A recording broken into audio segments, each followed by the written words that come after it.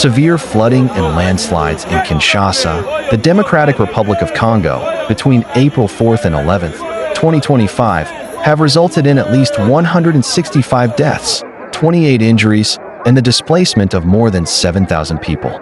Over 60,000 residents face widespread infrastructure damage and loss of access to basic services. Heavy flooding and landslides in Kinshasa, DR Congo, between April 4th and 11th, have resulted in 165 deaths and more than 60,000 people affected.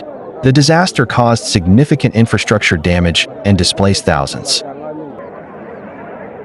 The flooding, triggered by torrential rains that caused the Ndjili River to overflow, affected 13 of Kinshasa's 24 municipalities, including Mont-Amba, Ndjili, Masina, and Limete. Kinshasa, which typically experiences seasonal flooding from November to May, has seen intensifying impacts in recent years due to rapid urban expansion and heavy rainfall. As of April 15th, reports confirm 165 fatalities and 170 injuries, a significant rise from the initial estimates of 33. At the time, authorities described the flood as the worst in recent history. Over 7,000 people have been displaced and are currently sheltered in 4 relief sites, including the Stade de Martyrs, where more than 4,500 people are housed. Over 60,000 residents have been affected, facing property losses and limited access to basic services. Authorities are working to reduce congestion in the shelters. Damage assessments show numerous homes destroyed or damaged as major roads, including access to Ndjili International Airport, remain submerged and impassable. Power and water supply disruptions have been reported across several municipalities, while emergency ferries have been deployed to rescue residents stranded by the widespread flooding. This event continues a pattern of severe flooding in Kinshasa, with similar incidents occurring in 2024 and earlier in 2025.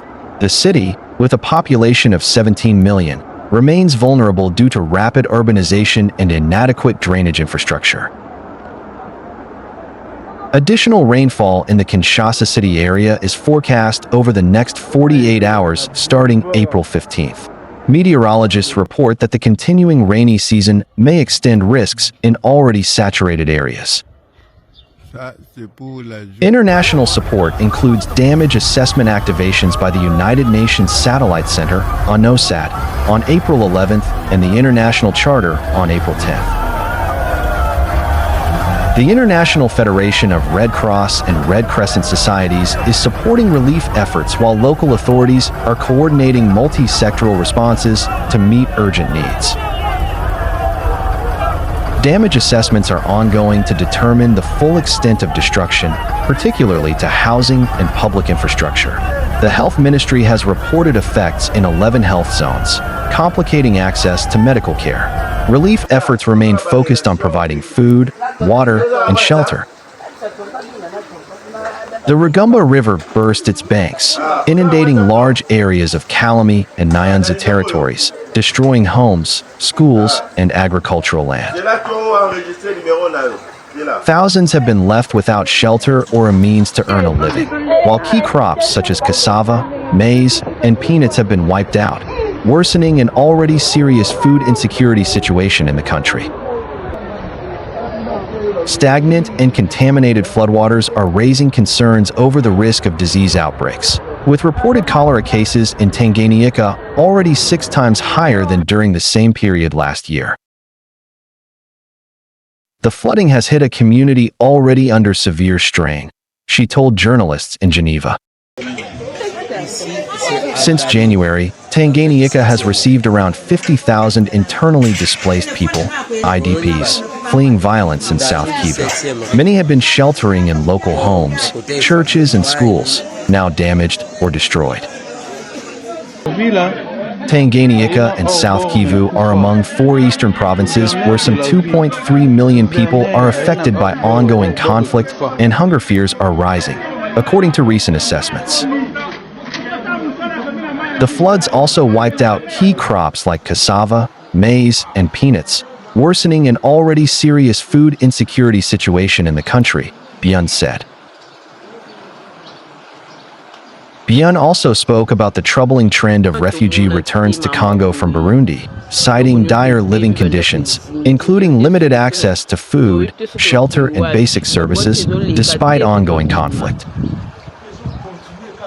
Nearly 120,000 people have so far arrived in Burundi, Tanzania, and Uganda, she said.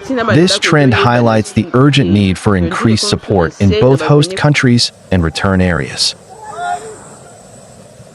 According to the spokesperson, the UNHCR has received only 20% of the funding it needs to respond in Congo.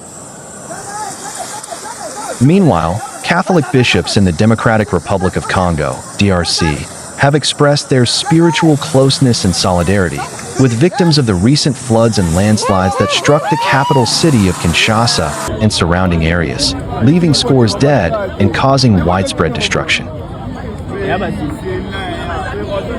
Members of the National Episcopal Conference of Congo, SENCO, conveyed their compassion and assured their prayers for those affected by the devastating natural disaster, which followed torrential rains during the night of April 4th to 5th. We are deeply saddened by the tragic events caused by the torrential rains, resulting in the loss of human lives and significant material damage, SENCO members said in their statement. They expressed their spiritual closeness and solidarity with Cardinal Fridolin Ambongo, Archbishop of Kinshasa, and Bishop Jean-Crispin Kimbini of Kisantu. With them, we share in the suffering of all those in the heavily affected areas, they said. As shepherds of the people, we welcome the measures taken by the Congolese government and the arrangements put in place to assist and shelter those living in the flooded zones, the statement said. They also appealed to humanitarian organizations and to the solidarity of all people of goodwill to support the victims of these disasters. To our brothers and sisters in the areas affected by the floods and landslides, be assured of our compassion and our prayers, the church leaders said. Through the intercession of the Blessed Virgin Mary, Our Lady of the Congo, may the risen Lord heal the wounds of the injured and restore courage and hope to all who have lost their belongings. They continued. May He console the bereaved families and grant eternal rest to the victims.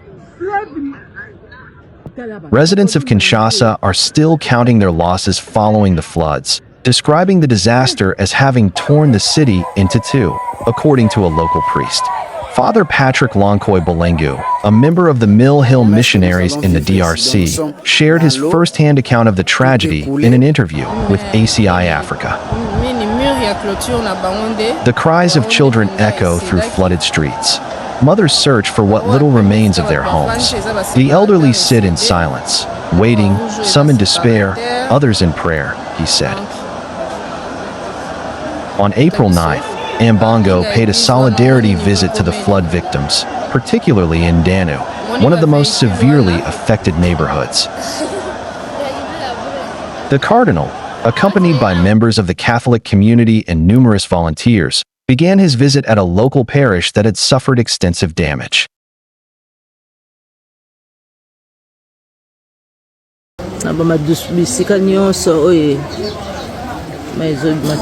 Bato bazoloka babima bakeye na bango tala na mai komi bato deja na minute na 6 heures soki 30 heures